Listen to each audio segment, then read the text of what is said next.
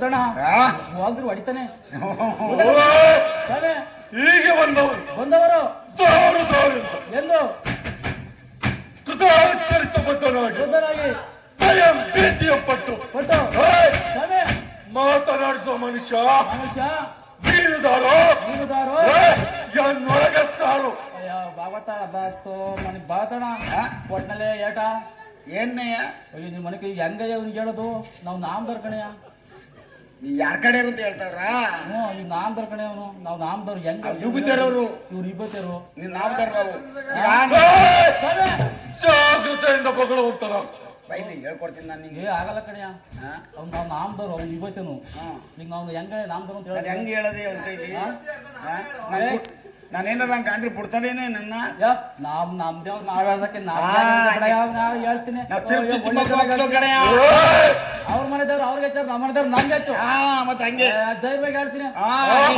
ಇರ್ತಿತಾನೆ ಇರ್ತಿತಾನೆ ಧೈರ್ಯವಾಗಿ ಇರ್ಬೇಕು. ನಾಮದವರು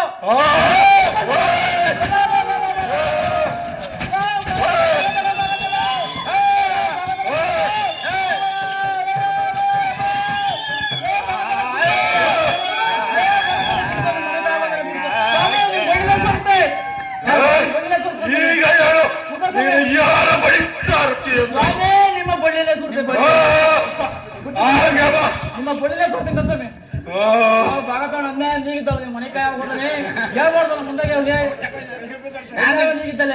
ನೀನ್ ಹೇಳ್ಕೊಳ್ಳೋದಕ್ಕೆ ಹೇಳ್ತಾರೆ. ಇದು ನಿಮ್ ಕಡೆ ಹೇಳ್ಬೇಡ ನಾವು ಇವತ್ತಿದ್ದು ಹೇಳ್ತಿಲ್ವ ನಾನು ನಾನು ಹೇಳ್ಬಿಟ್ಟು ಕಳಿಸ್ತಲ್ಲ ಹೋಗಿ ಮನೆ ಕಾಯ ಹೋಗ ಬಿಡಲ್ಲ ಮನುಷ್ಯ.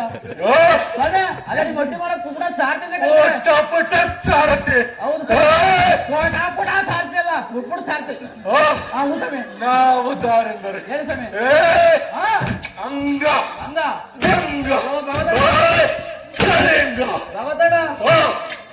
ಭಗತಣ್ಣ ಶುರು ಮಾಡ್ದಲ್ಲ ಇವನು ಹಂಗ ಮಂಗ ಅಂತ ಇನ್ಮೇಲೆ ಹಂಗೆ ಇನ್ನ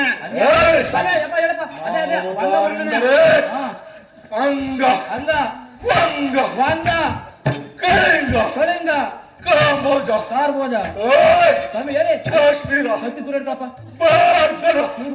ಈ ಚಪ್ಪನ್ನಾರ 56 ದೇಶದೊಳಪ್ಪಿದ್ದನು ರಾರಾಜಿಸುವ ಹೌದು ಈ ಭೂಮಂಡಲಕ್ಕೆ ಹೌದಪ್ಪ ಅಧಿಪತಿಯಾದ ಈ ಮೈಸೂರು ಪಟ್ಟಣಕ್ಕೆ ಮಹಾರಾಜರಾದ ಹೌದಪ್ಪ ಮಹಿಷಾಸುರ ಎಂದು ಕಿತಾಪಡಿಸುವಂತನಾಗಲ್ಲ ದೂತ ಕೇಳನ್ನ ಮಾತು. ಯೋ ಭಾಗವತನ ಅಲ್ಲ ಕಣೆಯ ಮೈಸೂರಿಗೆ ಅಧಿಪತಿ ಹೇಳಕತ್ತೀಯ ಮಹಿಷಾಸುರ ಕಣೆಯವರು. ಸರಿ ಬಿಡಪ್ಪ ಕಿತ್ತಾಕ್ತೀರಿ ಆ ಕಡದು ಈ ಕಡದು ಮ್ಯಾಗಡೆಲ್ಲ ನೋಡ್ಲಿಲ್ಲ ಕಿತ್ತಿಸ್ಬಿಟ್ಟೆ. ಅದೆಲ್ಲ ಗೊತ್ತಾಯ್ತು ಸ್ವಾಮಿ ಹೊರಸಂಗ ಬಂದ ಕಾರಣ.